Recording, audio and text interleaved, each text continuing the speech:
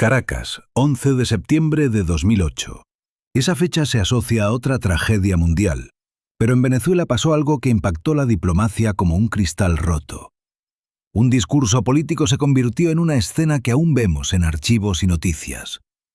No pensé que un gesto político causaría tanto revuelo, pero al ver las grabaciones, notas de prensa y reacciones, se entiende el porqué. En un acto público transmitido a nivel nacional, Hugo Chávez hablaba a sus seguidores, rodeado de banderas y fotos de Bolívar. Era un discurso largo, como acostumbraba. En Venezuela era un ritual. Chávez hablaba, la tele transmitía y la gente escuchaba en radios o bares. El presidente saltaba entre temas: economía, historia latinoamericana, críticas a Estados Unidos, lo de siempre. De repente el tema cambió a Bolivia.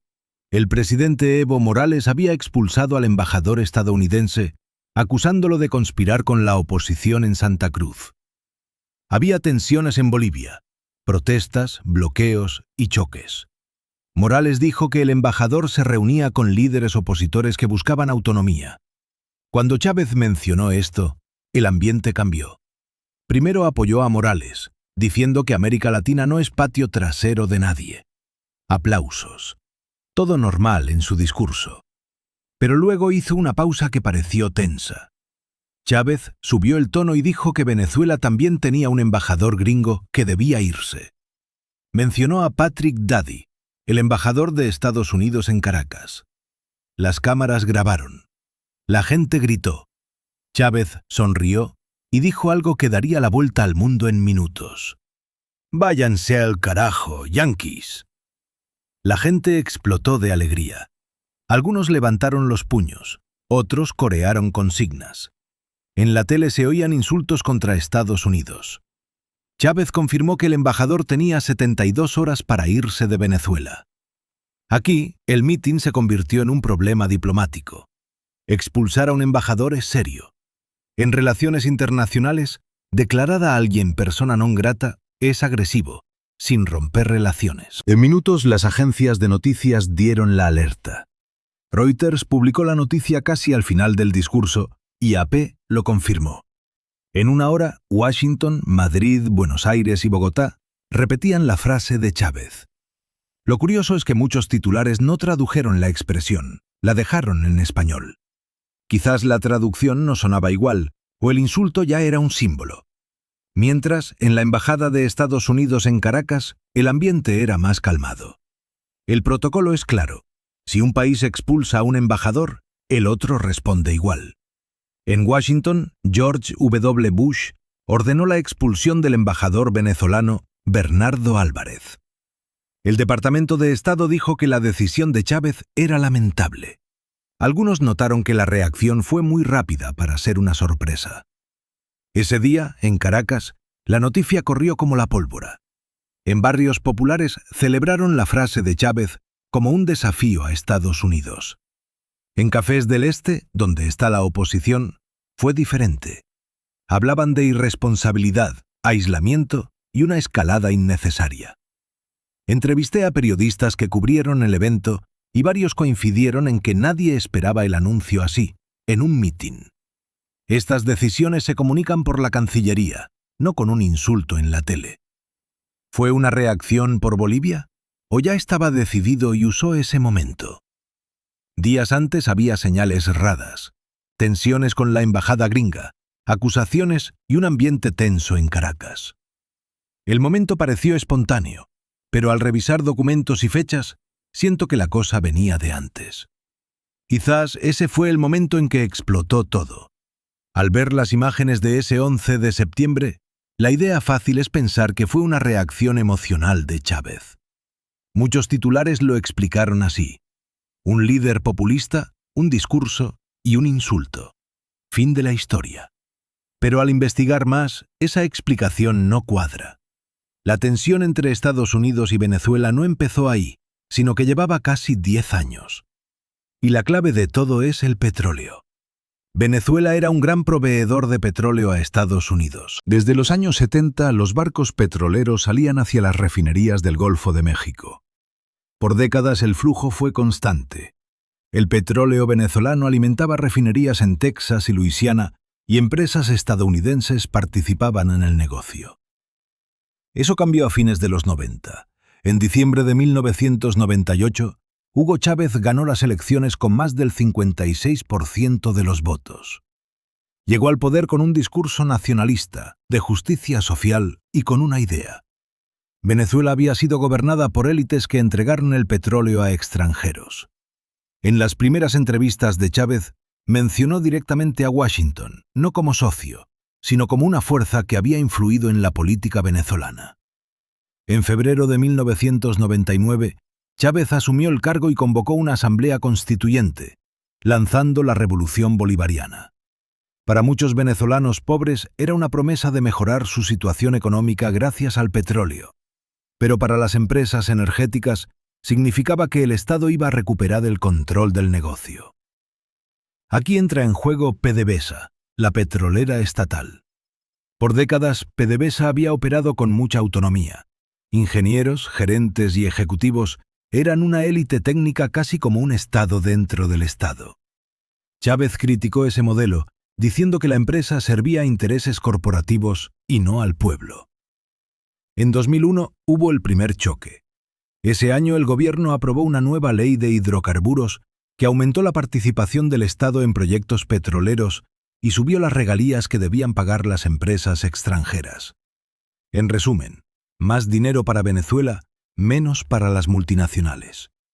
Empresas como ExxonMobil, Chevron y ConocoPhillips se preocuparon. No siempre lo dijeron en público, pero se reflejó en informes internos y declaraciones diplomáticas. Al mismo tiempo, Chávez empezó a ser más duro con Estados Unidos. En discursos transmitidos por televisión, habló del imperio. En 2002 visitó a Saddam Hussein en Bagdad, algo que pocos jefes de Estado hacían. En Washington, eso no pasó desapercibido. Pero otro factor clave es la OPEP. A fines de los 90, la Organización de Países Exportadores de Petróleo estaba débil. Muchos países producían más de lo acordado, manteniendo bajos los precios del petróleo. Chávez decidió actuar. En septiembre de 2000 organizó una cumbre de la OPEP en Caracas, la primera en décadas. Presidentes y ministros del petróleo llegaron desde Arabia Saudita, Irán, Irak y Kuwait. Chávez propuso algo simple pero radical: controlar la producción para subir los precios del crudo. Y funcionó.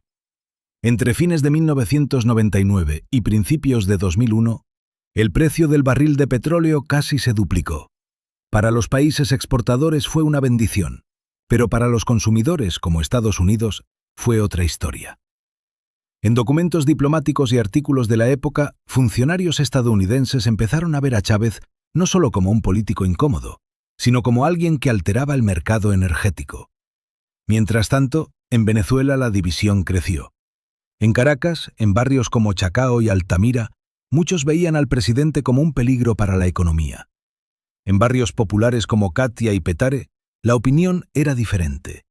Chávez era el primer líder en décadas que hablaba de redistribuir la riqueza del petróleo.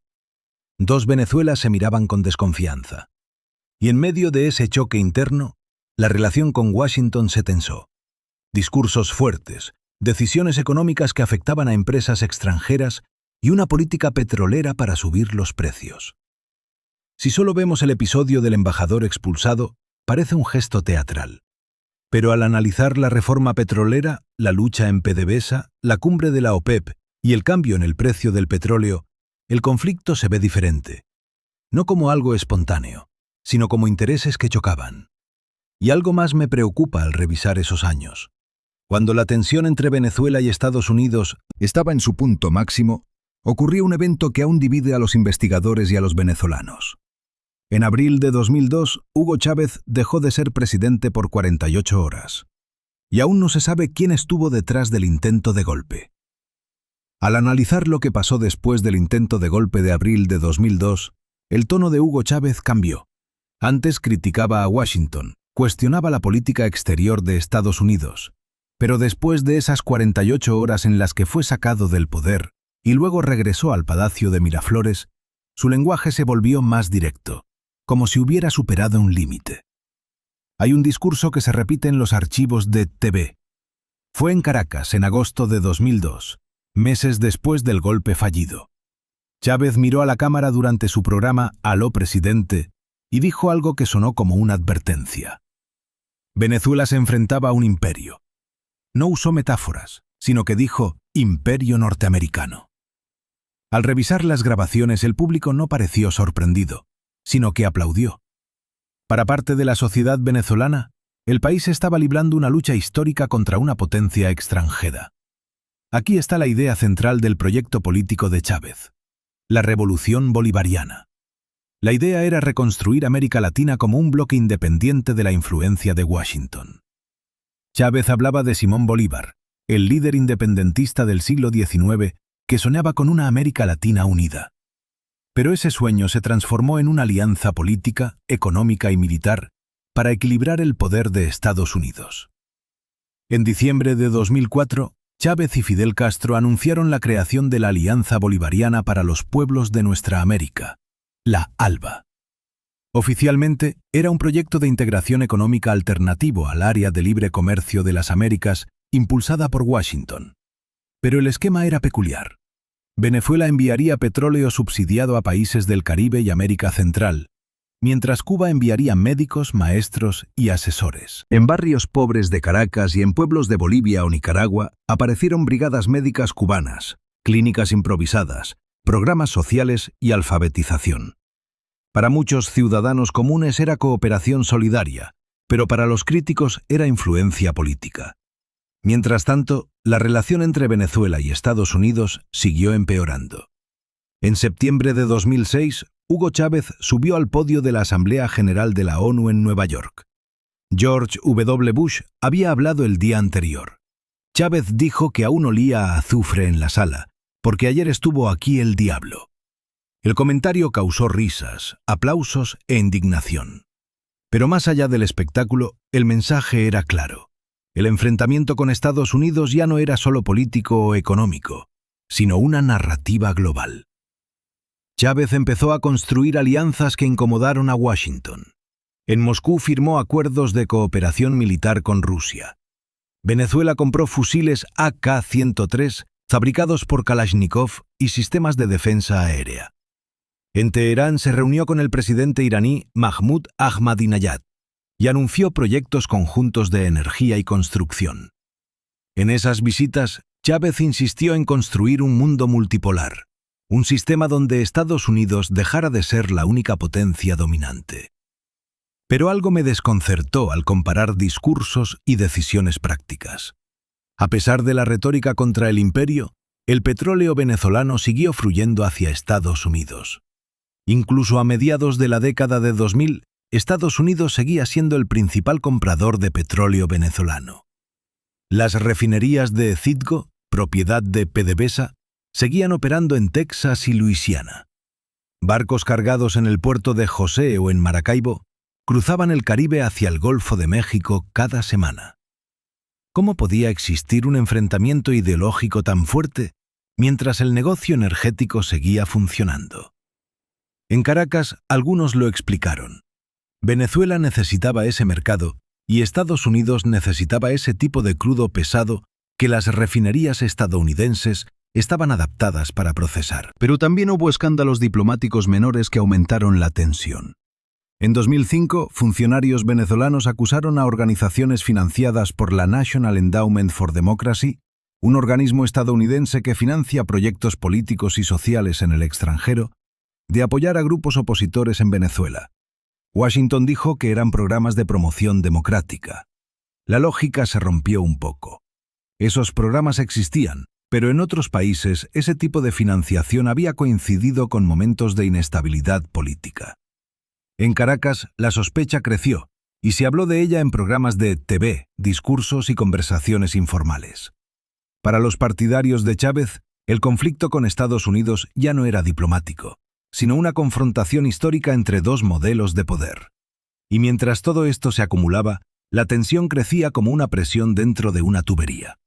Hasta que algo ocurrió en abril de 2002 que, según muchos en el gobierno venezolano, confirmaba todos sus temores. Durante 48 horas, Hugo Chávez desapareció del poder. Y al investigar lo que pasó exactamente en esos días, la historia se llena de versiones contradictorias, reuniones extrañas y nombres que generan preguntas incómodas. Al investigar lo que ocurrió en Caracas en abril de 2002, la historia dejó de ser una simple crisis política y se convirtió en algo turbio. Revisé cronologías, vídeos de la TV venezolana e informes de periodistas que estaban en la ciudad en ese momento, y algo no encajaba. La tensión en Venezuela ya estaba al límite. Desde fines de 2001, sindicatos empresariales, parte de la cúpula militar y PDVSA, estaban enfrentados con Hugo Chávez. Las protestas eran frecuentes. En Caracas, en zonas como Chacao y Altamira, la oposición organizaba marchas casi cada semana. En los barrios populares aún había apoyo al presidente. El 11 de abril de 2002 todo explotó. Ese día, la oposición convocó una gran manifestación en Caracas. La marcha partió desde Parque del Este hacia PDVSA en Chuao para protestar contra la intervención del gobierno en la petrolera estatal. Pero de repente algo pasó. Los líderes de la protesta cambiaron la ruta y avanzaron hacia el Palacio Presidencial de Miraflores. Eso significaba atravesar el centro de Caracas, donde ya había miles de partidarios de Chávez. Al ver los videos de ese día, la escena era caótica. Multitudes enfrentadas, gritos, disparos. En el puente Yaguno, hombres armados dispararon desde arriba. Las TVs privadas transmitieron escenas fragmentadas durante horas. El resultado fue trágico. 19 personas murieron ese día en Caracas y decenas resultaron heridas. A partir de ese momento, la situación se aceleró. Durante la noche del 11 de abril, oficiales militares anunciaron en TV que Chávez había renunciado. El general Lucas Rincón, inspector general de las Fuerzas Armadas, dijo que el presidente había dimitido. Aquí la primera grieta. Horas después, desde la isla de La Orchila, donde Chávez había sido trasladado bajo custodia militar, se dijo que el presidente nunca firmó ninguna renuncia, sino que fue detenido. Mientras tanto, en Caracas pasó algo que pocos entendieron en ese momento. El empresario Pedro Carmona, presidente de Fede Cámaras, apareció en Miraflores y se declaró presidente interino de Venezuela.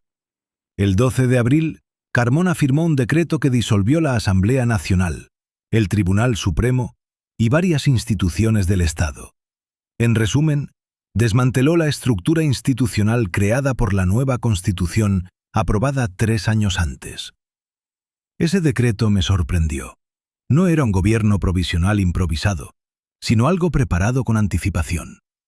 Durante esas horas, varios gobiernos extranjeros reaccionaron rápido.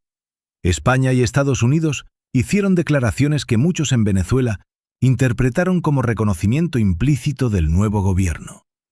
La Casa Blanca dijo que Chávez había provocado su propia caída al reprimir protestas. El portavoz presidencial Ari Fleischer afirmó que Estados Unidos esperaba que Venezuela regresara a la democracia. Aquí la historia se volvió más incómoda. Años después, organizaciones periodísticas y académicas examinaron documentos desclasificados en Washington, entre ellos reportes de la National Endowment for Democracy y USAID. Esos programas financiaban proyectos políticos y organizaciones civiles en Venezuela desde fines de los 90. Oficialmente, eran programas de promoción democrática, algo que Estados Unidos hace en muchos países. Pero algunos de los grupos que recibieron esos fondos participaron activamente en la oposición que organizó protestas contra Chávez. No significa que Washington organizara el golpe, pero la coincidencia levanta preguntas. También hubo reuniones previas entre figuras de la oposición venezolana y funcionarios estadounidenses en Caracas y Washington en los meses anteriores al golpe, según el periodista Wayne Madsen e investigadores. Parte de esa información provino de documentos internos citados por organizaciones como National Security Archive en la Universidad George Washington. En esos cables diplomáticos, el lenguaje era cuidadoso. Los diplomáticos estadounidenses informaban sobre contactos con actores políticos venezolanos, algo que no es ilegal. Pero aquí la lógica se dobla. Si Washington sabía que había un clima de conspiración dentro de sectores militares venezolanos, ¿por qué nunca advirtió públicamente sobre el riesgo de un golpe? Mientras tanto, en Caracas, la historia dio otro giro inesperado. Durante la noche del 13 de abril, miles de personas de barrios populares se movilizaron hacia Miraflores. Unidades militares que no habían reconocido al gobierno de Carmona se rebelaron. En menos de 48 horas, Chávez regresó al poder. El golpe colapsó tan rápido como había comenzado. Pero lo más extraño ocurrió después. En los días siguientes, Washington insistió en que no participó en los eventos y que apoyó una transición democrática. Sin embargo, en Venezuela la opinión era diferente. Para millones de partidarios de Chávez, el episodio confirmó la sospecha de que existía una operación internacional para derribar su gobierno. Al separar hechos de versiones políticas, encontré algo inquietante. No hay pruebas de que Estados Unidos organizara el golpe, pero hay señales de que Washington estaba más cerca de los actores que lo intentaron de lo que se admite. Y quizás lo más extraño es que, después de abril de 2002, Hugo Chávez nunca volvió a tratar a Estados Unidos solo como un rival político, sino que habló de una conspiración constante y de un enemigo que, según él, seguía intentando sacarlo del poder. Después de abril de 2002, cuando Hugo Chávez regresó al Palacio de Miraflores, algo cambió en el tablero. No solo hubo discursos, acusaciones políticas o insultos diplomáticos, sino que muchas decisiones del gobierno venezolano empezaron a afectar la economía mundial. La razón es el petróleo. Venezuela no solo es un país petrolero, sino que tiene las mayores reservas comprobadas del planeta, especialmente en la faja petrolífera del Orinoco. Informes de organismos internacionales en los años 2000 revelaron que tenía más de 300.000 millones de barriles de reservas recuperables, incluyendo crudos pesados de esa región, lo que significa que tenía más petróleo que Arabia Saudita. No esperaba ver esa cifra repetida en informes técnicos, pero aparecía en documentos de la OPEP, estudios de la Administración de Información Energética de Estados Unidos y reportes de consultoras energéticas. Por décadas, gran parte de ese petróleo había sido explotado con la participación directa de empresas internacionales como ExxonMobil, Chevron, ConocoPhillips, Total y Statoil. Venezuela ponía el recurso y el territorio, y las compañías ponían capital, tecnología y acceso a mercados.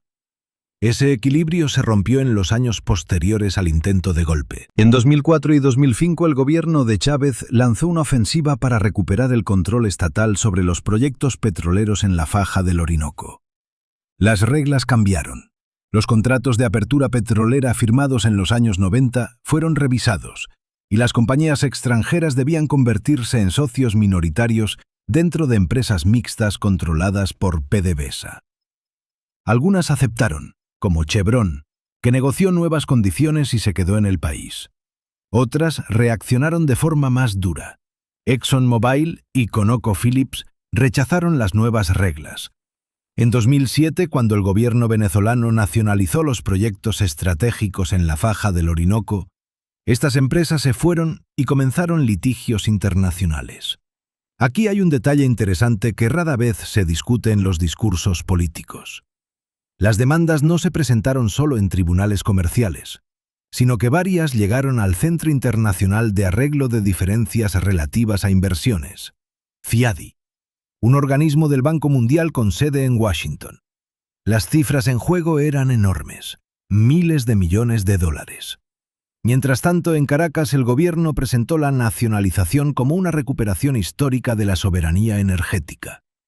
Chávez firmó decretos en la televisión rodeado de trabajadores petroleros con cascos rojos. Sin embargo, en los barrios petroleros la historia era más compleja. En ciudades como Puerto La Cruz o San Tomé, donde la industria petrolera dominaba la vida cotidiana, muchos trabajadores estaban orgullosos de que el Estado tomara el control del recurso, pero también había incertidumbre. Las compañías extranjeras habían aportado tecnología avanzada para explotar crudos pesados difíciles de procesar. Un ingeniero venezolano dijo en una entrevista que el petróleo del Orinoco no era fácil, sino casi como alquitrán, y que sacarlo y refinarlo requería instalaciones costosas y tecnología especializada. Eso significa que el control político del recurso no garantiza la capacidad técnica para explotarlo de forma eficiente. Mientras tanto, en Washington la discusión se movió a otro nivel. Documentos del Congreso estadounidense mostraron preocupación por la política energética de Venezuela, que seguía siendo uno de los principales proveedores de petróleo para Estados Unidos, enviando cerca de 1,5 millones de barriles diarios a refinerías estadounidenses. Aquí hubo una contradicción. Mientras Chávez denunciaba al imperio en la TV, el petróleo venezolano seguía alimentando refinerías en Texas y Luisiana. Las estaciones de servicio de Citgo, propiedad de PDVSA, seguían funcionando en ciudades estadounidenses. En otras palabras, la guerra política coexistió con una dependencia energética mutua. También empezaron a aparecer señales de presión económica. En 2007 y 2008, el Departamento del Tesoro estadounidense impuso sanciones financieras selectivas contra funcionarios venezolanos vinculados a actividades ilícitas o a cooperación con gobiernos considerados hostiles. No eran sanciones masivas, pero el mensaje era claro. La relación entre Venezuela y Estados Unidos entraba en una nueva fase. Al juntar las reservas gigantes del Orinoco, la nacionalización de los proyectos petroleros, las demandas multimillonarias de las compañías internacionales y las primeras sanciones financieras, la pregunta que apareció fue difícil de ignorar. ¿Hasta qué punto el conflicto entre Venezuela y Estados Unidos era ideológico y hasta qué punto era una disputa por el control de una de las mayores reservas de petróleo del planeta? Mientras este enfrentamiento económico crecía, en Caracas comenzaron a circular acusaciones aún más inquietantes, no solo sobre empresas petroleras o contratos energéticos, sino sobre redes de influencia operando dentro del país, conectadas con la embajada estadounidense en Caracas.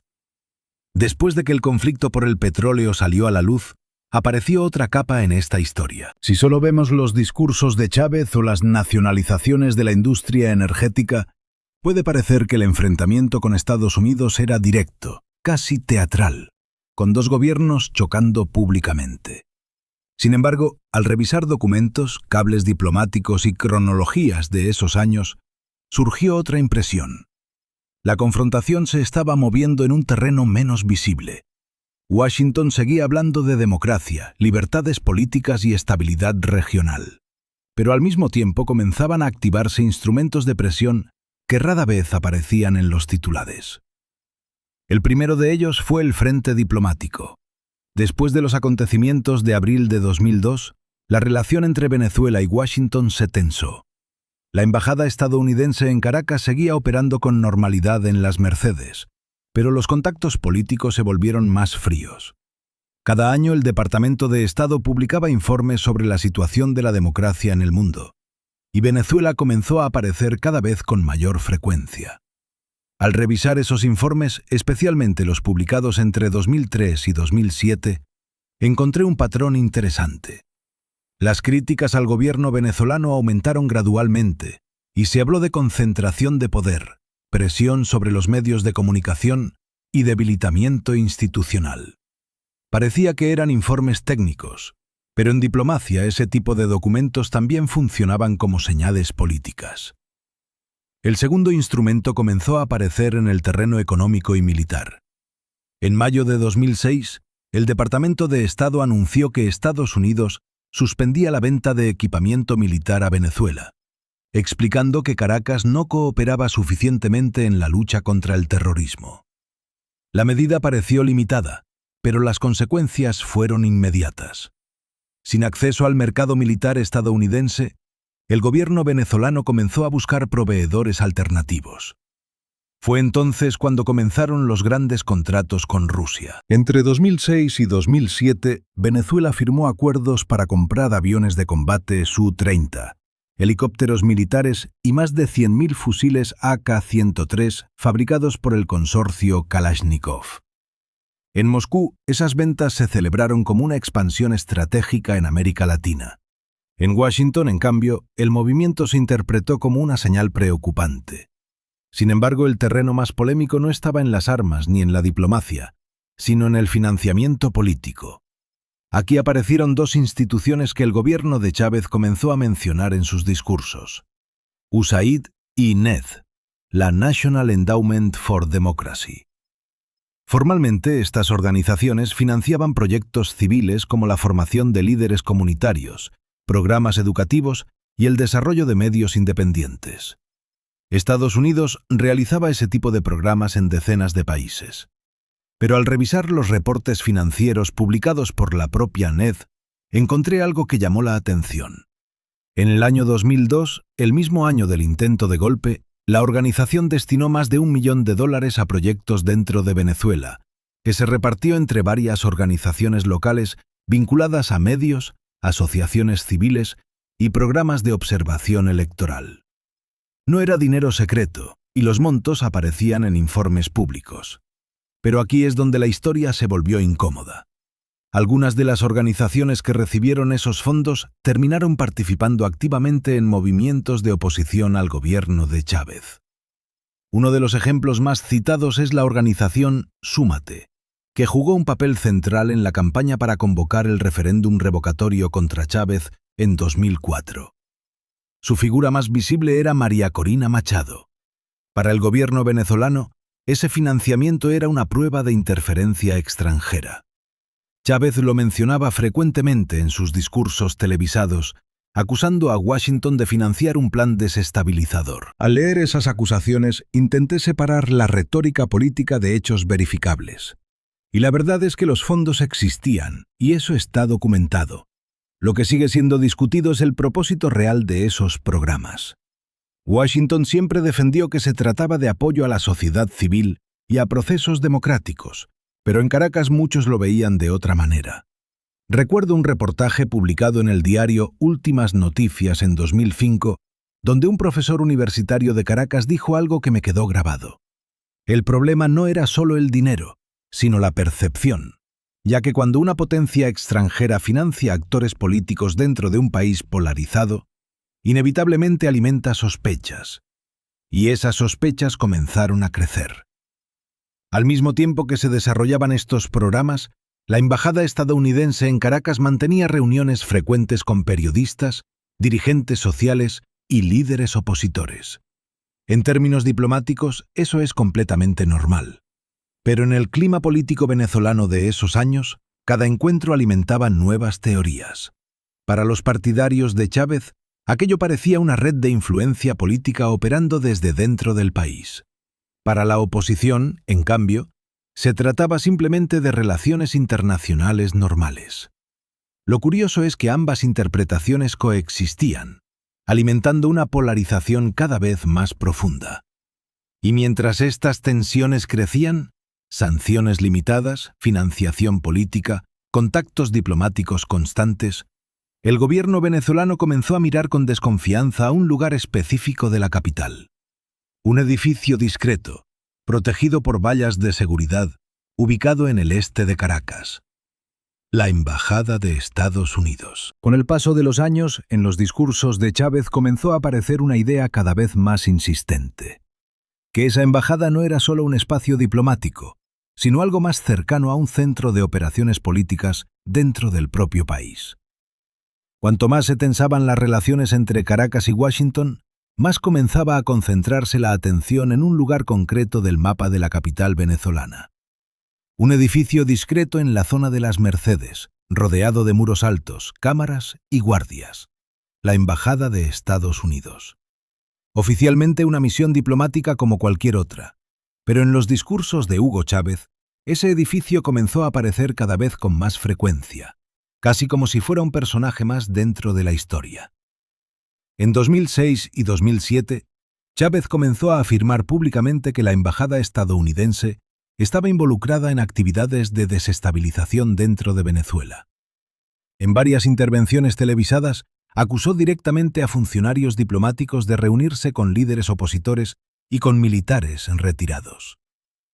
Reconozco que algunas de esas acusaciones parecían exageradas, pero al revisar archivos de prensa de la época, aparecen episodios que complican un poco la imagen. Uno de los más citados ocurría en febrero de 2008, cuando el gobierno venezolano expulsó a un diplomático estadounidense llamado John Kelly, agregado político de la embajada. Caracas afirmó que estaba manteniendo reuniones con oficiales de las Fuerzas Armadas venezolanas para intentar influir en ellos. Washington respondió diciendo que las acusaciones eran absurdas y que se trataba de contactos normales dentro del trabajo diplomático. Aquí aparece una línea muy difícil de definir, porque es cierto que los diplomáticos, en casi todos los países del mundo, se reúnen regularmente con políticos, periodistas, militares retirados y líderes sociales, y eso forma parte del trabajo de una embajada. Pero también es cierto que históricamente muchas agencias de inteligencia han operado bajo cobertura diplomática, y esa es una realidad documentada desde la Guerra Fría. En Caracas, esa sospecha comenzó a crecer como una sombra permanente. Hay informes del Servicio Bolivariano de Inteligencia que circularon en medios oficiales venezolanos en 2007 y 2008, y según esos documentos, diplomáticos estadounidenses habrían participado en reuniones con dirigentes estudiantiles que organizaban protestas contra el gobierno. No encontré pruebas concluyentes que confirmen esas acusaciones, pero lo interesante es cómo esas versiones comenzaron a instalarse en la opinión pública. En barrios populares de Caracas, la narrativa era muy clara. La embajada estaba conspirando. En sectores opositores, en cambio, se decía exactamente lo contrario. El gobierno estaba inventando enemigos externos para justificar su creciente control político. La realidad probablemente estaba en algún punto intermedio, pero lo que sí resulta evidente es que la desconfianza mutua había llegado a un nivel muy profundo. Y en ese clima, cada reunión, cada visita, cada conversación diplomática comenzaba a interpretarse como parte de una operación más grande. Lo curioso es que mientras estas sospechas crecían dentro de Venezuela, otro conflicto estaba estallando al mismo tiempo en otro país de la región. Un conflicto que terminaría arrastrando a Caracas directamente hacia la siguiente crisis diplomática. Mientras en Caracas crecía la desconfianza hacia la embajada estadounidense, otra crisis estaba estallando a más de 2.000 kilómetros al sur, en Bolivia. Y al reconstruir la cronología exacta de aquellos días de septiembre de 2008, aparece algo que parece casi una reacción en cadena entre gobiernos aliados. El escenario es Bolivia, gobernada entonces por Evo Morales. Al igual que Chávez, Morales había llegado al poder con un proyecto político que desafiaba directamente a las élites tradicionales del país y a la influencia histórica de Estados Unidos en la región. Nacionalización de recursos naturales, reformas constitucionales, enfrentamientos con sectores empresariales. El país estaba profundamente dividido.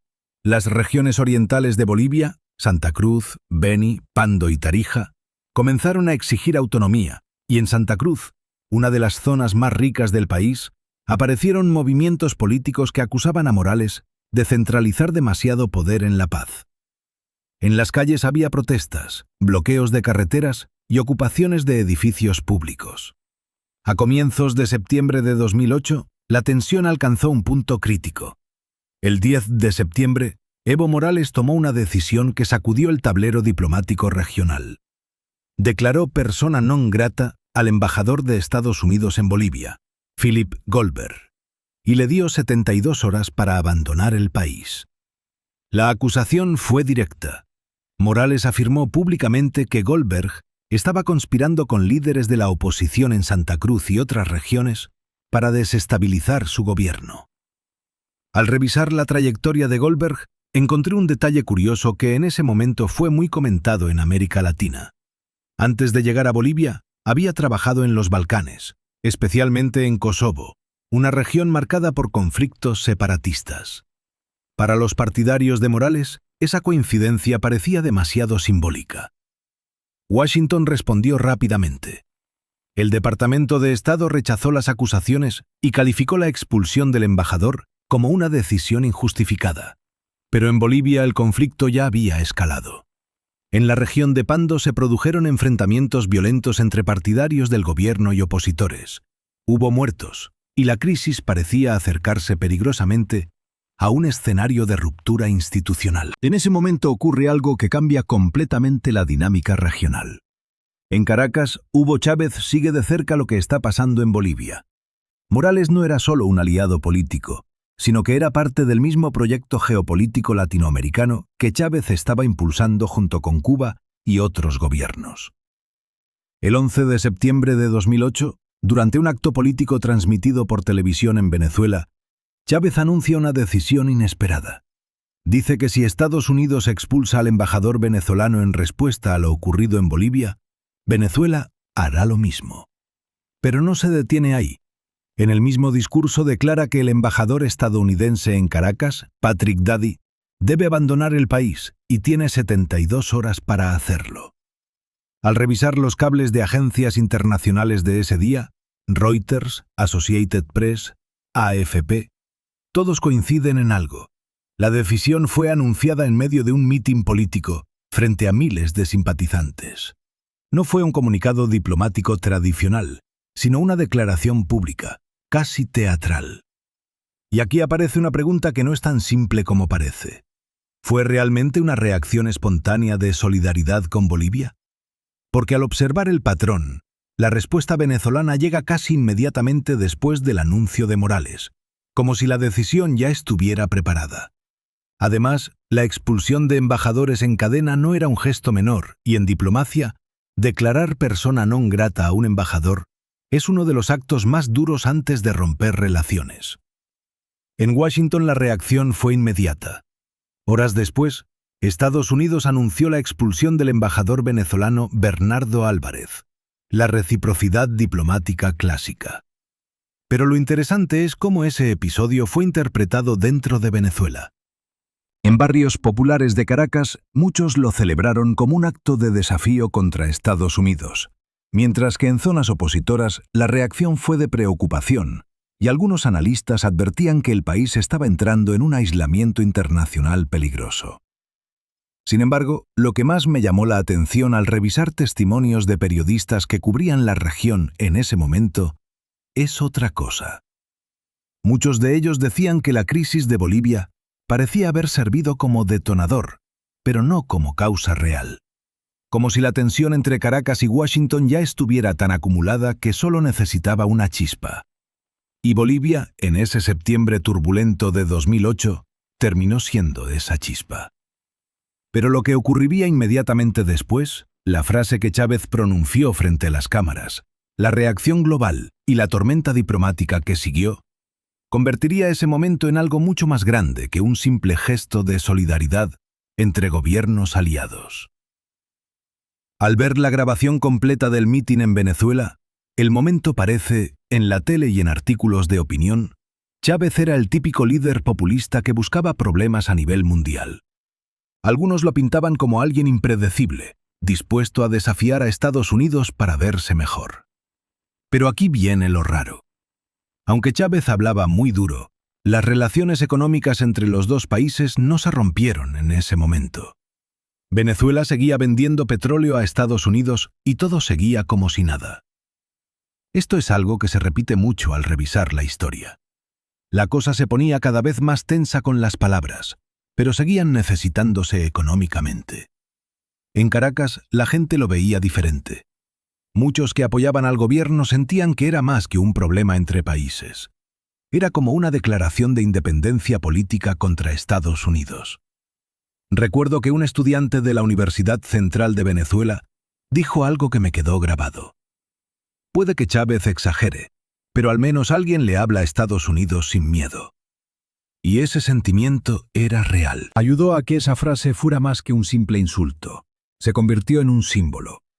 Pero mientras las cámaras mostraban todo el show político y la gente repetía la frase en las calles, otra cosa pasaba sin que nadie lo viera. Llamadas entre diplomáticos, reuniones secretas y mensajes urgentes entre embajadas. Porque aunque todo el mundo hacía ruido, Washington ya preparaba su respuesta. Mientras las cámaras mostraban las marchas en Caracas y todos repetían lo que dijo Chávez, otra historia se escribía en secreto, lejos de las calles y los micrófonos, en oficinas a puerta cerrada, llamadas entre gobiernos y mensajes diplomáticos que casi nunca se hacen públicos. Washington respondió rápido, pero con cuidado. A las pocas horas de que Chávez dijera que echaba al embajador Patrick Daddy, el Departamento de Estado hizo lo mismo y le pidió al embajador venezolano en Estados Unidos, Bernardo Álvarez, que se fuera. Parecía algo automático, como si siguieran un manual. Pero al revisar documentos que se filtraron años después, como los de Wikileaks, la cosa era un poco más complicada. En esos documentos, los diplomáticos estadounidenses decían que había que mantener vigilado al gobierno de Chávez a largo plazo. No necesariamente peleando directamente, sino poco a poco aislándolo políticamente en la región. Una de las cosas más importantes era hacerse más amigos de los gobiernos de América Latina que estaban más cerca de Washington. Hablaban de países como Colombia, México o Chile como una forma de contrarrestar al grupo que lideraba Caracas. Lo que me llama la atención es cómo lo decían. En algunos documentos que enviaba la Embajada de Estados Unidos en Caracas a Washington, se hablaba de la necesidad de dividir al Frente Bolivariano. O sea, evitar que la alianza entre Venezuela, Bolivia, Cuba y Nicaragua creciera políticamente. Normalmente no dicen eso en público, pero en los documentos internos era común. Mientras tanto, en Venezuela, echar al embajador se veía como una victoria. Chávez insistía en que el país defendía su soberanía de las presiones de afuera, pero en los meses siguientes empezaron a verse otras cosas. Contactos secretos entre diplomáticos, conversaciones por medio de otros países, intentos de evitar que el problema se hiciera más grande. Aunque las cosas estén muy tensas, la diplomacia casi nunca desaparece. Lo curioso es que mientras los gobiernos se echaban embajadores y se decían cosas cada vez más duras, la economía y la energía entre los dos países seguían funcionando. Los barcos petroleros de Venezuela seguían yendo a las refinerías de Estados Unidos. Y esa contradicción, una pelea política cada vez más fuerte, pero al mismo tiempo una relación energética que nadie quería romper, empezaba a mostrar algo importante. Tal vez la verdadera pelea entre Caracas y Washington no era solo con palabras y echando diplomáticos. Tal vez se estaba moviendo a algo más largo y difícil. Una pelea que apenas empezaba. Mientras todos se centraban en lo que dijo Chávez y en que echaron al embajador de Estados Unidos, algo más grande empezaba a tomar forma. No era solo un problema diplomático. Con el tiempo, se empezó a ver como el inicio de una pelea mucho más larga entre Washington y Caracas. Al principio parecía que todo iba lento.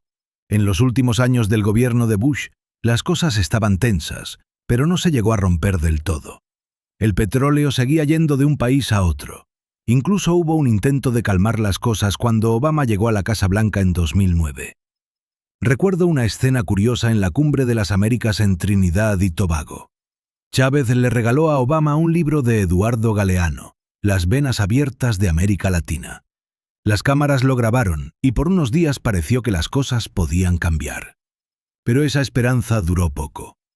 A partir de 2010 y 2011, Washington empezó a poner sanciones a funcionarios venezolanos acusados de corrupción o de tener tratos con el narcotráfico. Eran medidas pequeñas, pero mostraban que la relación cambiaba. Mientras tanto, en Venezuela empezaban a verse problemas más graves. La economía, que dependía mucho del petróleo, empezó a fallar.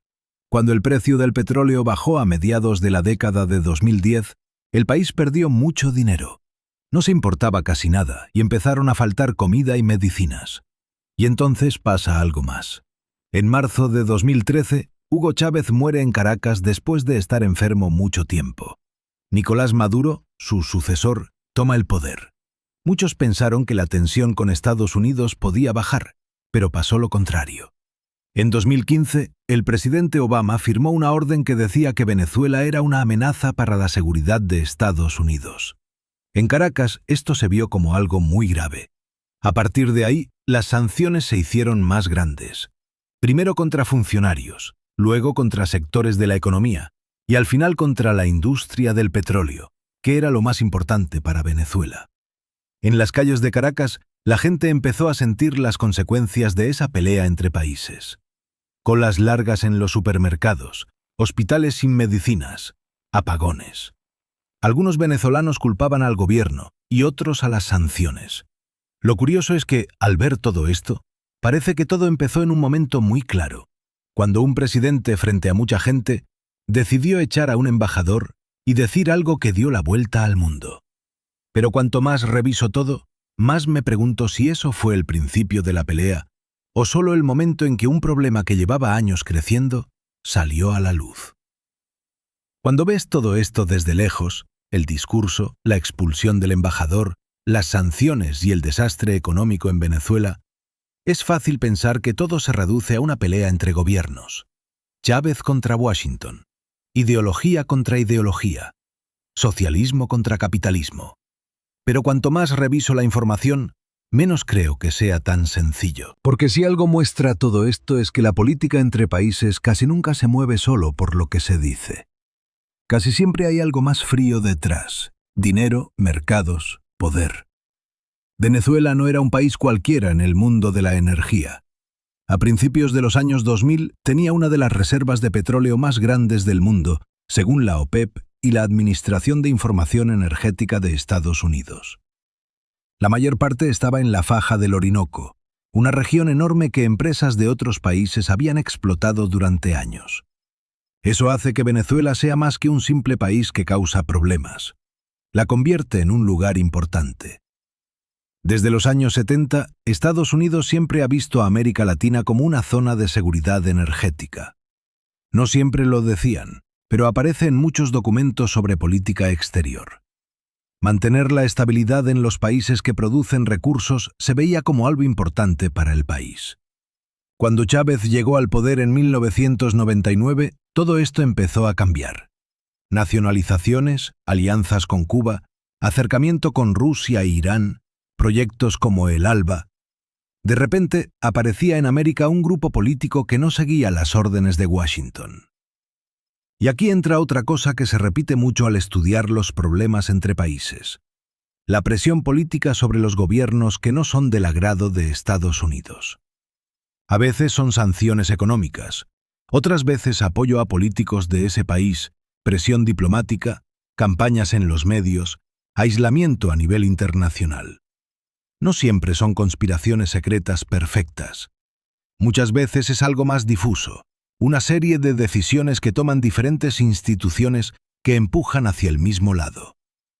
Lo curioso es que esto no solo lo hace Estados Unidos. Rusia, China, Europa, todos los países grandes han hecho cosas parecidas en algún momento. Lo que pasa con Venezuela es que todo esto se hizo muy evidente. Lo que pasó con el embajador fue solo un símbolo, una imagen que mostraba años de tensión. Un momento en que la pelea dejó de ser en secreto y se convirtió en un show político. Pero mientras el mundo veía eso, la frase, los aplausos que echarán diplomáticos, la verdadera pelea seguía en segundo plano. Mercados de energía, alianzas militares, sanciones, movimientos políticos dentro del país. Y tal vez ahí está la lección más incómoda de todo esto. Porque si vemos el mapa de América Latina hoy, muchas de estas cosas siguen pasando. Gobiernos que se acercan o se alejan de Washington, peleas por los recursos, influencias a diferentes niveles. Eso me hace pensar que lo que pasó en Caracas no fue solo un escándalo entre países. Fue una muestra de cómo funciona la política a nivel mundial. Una política donde lo que se dice importa, pero donde las decisiones de verdad casi siempre se toman lejos de los micrófonos.